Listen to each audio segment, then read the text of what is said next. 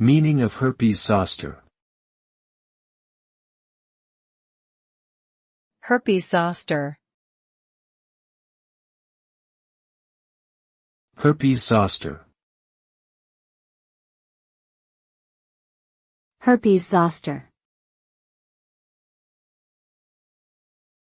Herpes zoster. Herpes zoster, commonly known as shingles, is a viral infection caused by the reactivation of the varicella zoster virus, which initially causes chickenpox.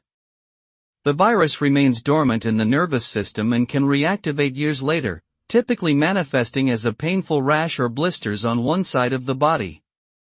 These symptoms are often accompanied by fever, headache, and fatigue.